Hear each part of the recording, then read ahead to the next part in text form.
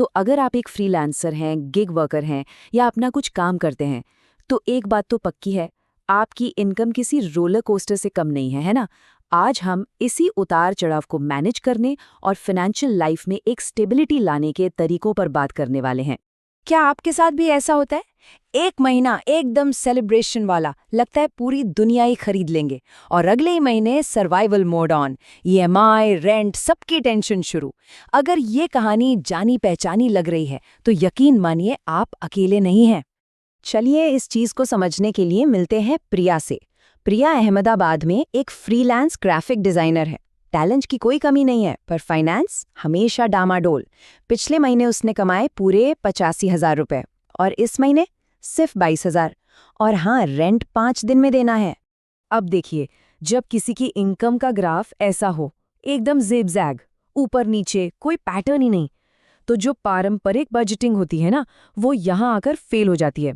हर महीना एक नया ड्रामा बन जाता है। वो सारे तरीके एक फिक्स्ड इनकम के लिए बने हैं, हमारी आपकी जैसी फ्रीलांस लाइफ के लिए नहीं। तो इस स्ट्रेस की असली जड़ क्या है? असल में 3 बड़ी वजहें हैं। पहली, प्रिया को ये ही नहीं पता कि हर महीने जिंदा रहने के लिए कम से कम कितने पैसे चाहिए, मतलब उसका इनकम फ्लोर क्या है।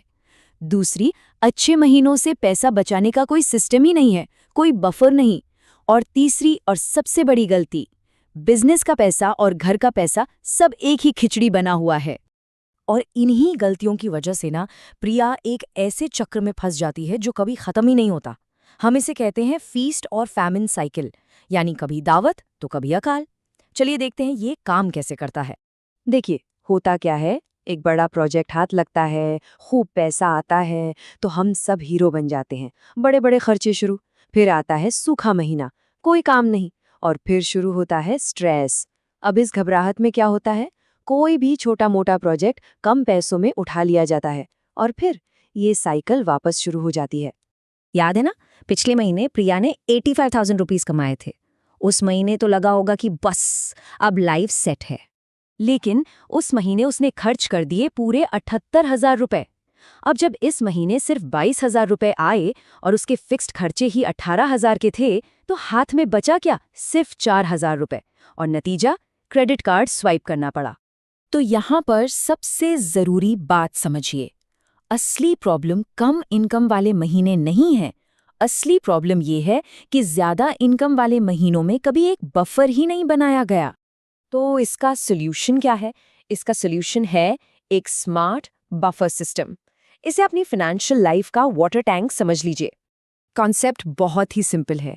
सोचिए कि आपकी इनकम बारिश की तरह है और आपका बफर अकाउंट एक पानी की टंकी। जब मॉनसून में, मतलब ज्यादा इनकम वाले महीनों में खूब बारिश होती है, तो आप पानी जमा करते हैं ताकि गर्मियों में, यानी कम इनकम वाले महीनों में, आपको प्यासा न रहना पड़े। सिंपल है ना? अच्छा, तो इस सिस्टम को बनाने के 5 बहुत ही आसान स्टेप्स हैं। सबसे पहले अपना इनकम फ्लोर कैलकुलेट करना है। फिर 3 अकाउंट का एक स्ट्रक्चर बनाना है। तीसरा, एक बफर रूल फॉलो करना है। चौथा, जो अचानक खर्चे आते हैं उनकी प्लानिंग करनी है। और 5वां, अपनी प्राइसिंग को ठीक करना है।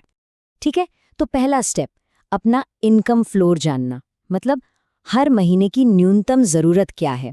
इसके लिए क्या करना है, पिछले 12 महीनों की इनकम को देखिए। उनमें से जो 3 सबसे कम इनकम वाले महीने हैं उनको चुनिए और उनका एवरेज निकाल लीजिए।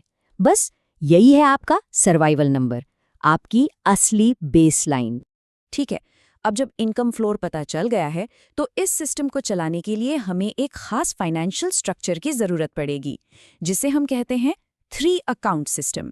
इसके लिए आपको चाहिए 3 बैंक अकाउंट्स। अकाउंट ए, ये है आपका बफर, आपकी पानी की टंकी। जब भी कहीं से भी इनकम आए, उसका 30% सबसे पहले बिना कुछ सोचे समझे सीधा यहीं जाएगा। फिर आता है अकाउंट बी, आपका ऑपरेशंस अकाउंट। यहीं से आप खुद को एक फिक्स्ड सैलरी देंगे और सारे बिल चुकाएंगे। और आखिर में है अकाउंट सी, आपका ग्रोथ अकाउंट। इसमें पैसा तभी जाएगा जब आपका बफर वाला टैंक पूरी तरह भर जाएगा। और अब आता है इस पूरे सिस्टम का सबसे पावरफुल नियम, बफर रूल। इसका मतलब है हर महीने खुद को एक फिक्स्ड सैलरी देनी है, हर हाल में, चाहे क्लाइंट लेट पेमेंट करे या उस महीने इनकम कम ही क्यों ना हो। चलिए प्रिया का उदाहरण देखते हैं। उसने तय किया कि उसका इनकम फ्लोर 40,000 रुपए है। अब देखिए, जब उसे 85,000 रुपए मिले तो उसने खुद को 40,000 की सैलरी दी और बाकी 45,000 सीधा बफर में डाल दिए। और जब उसे सिर्फ 22,000 मिले तब भी उसने खुद को 40,000 की ही सैलरी दी। कैसे? क्योंकि बफर अकाउंट ने बाकी के 18,000 रुपए दे दिए। नतीजा, स्ट्रेस जीरो और एक स्टेबल सैलरी। अच्छा, अब बात करते हैं उन खर्चों की जो रोज-रोज नहीं आते, जैसे टैक्स भरना, इंश्योरेंस का रिन्यूअल या फिर दिवाली की शॉपिंग। इन सारे सालाना खर्चों की एक लिस्ट बनाइए, उन्हें जोड़िए, 12 से डिवाइड कीजिए और हर महीने उतनी छोटी सी रकम एक अलग सिंकिंग फंड में डालते जाइए। इससे क्या होगा? अब दिवाली का खर्चा सरप्राइज नहीं, एक प्लान होगा। देखिए, ये पूरा सिस्टम तभी काम करेगा जब आपका इनकम फ्लोर लगातार फंड होता रहे। तो चलिए, अब प्रॉब्लम की असली जड़ पर काम करते हैं, यानी आपकी प्राइसिंग। एक सिंपल सा फॉर्मूला है, अपने मासिक फ्लोर को महीने के काम करने वाले दिनों से डिवाइड कीजिए। इससे आपको अपना मिनिमम डेली रेट मिल जाएगा। इससे कम में काम करने का मतलब है सीधा सीधा अपना ही नुकसान करना। तो चलिए 6 महीने आगे चलते हैं और प्रिया की जिंदगी में वापस झांकते हैं। फ्रीलांस लाइफ तो वही है, क्लाइंट्स भी वही है, लेकिन अब कुछ बहुत बड़ा बदल चुका है। प्रिया आज कहती है, मेरे बफर अकाउंट में अब 1.2 लाख रुपए जमा हैं और मैंने अपनी जिंदगी में पहली बार एक बुरे, कम पैसे वाले प्रोजेक्ट को ना बोला। ये जो आज़ादी है ना, ये मुझे मेरे सिस्टम ने दी है। तो अब प्रिया की फाइनेंशियल जिंदगी कुछ ऐसी दिखती है।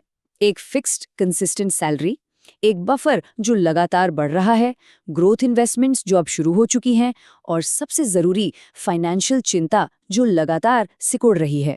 तो फर्क एकदम साफ है। सिस्टम से पहले हर महीने पैसों की चिंता रहती थी, अब खुद को एक फिक्स्ड सैलरी मिलती है।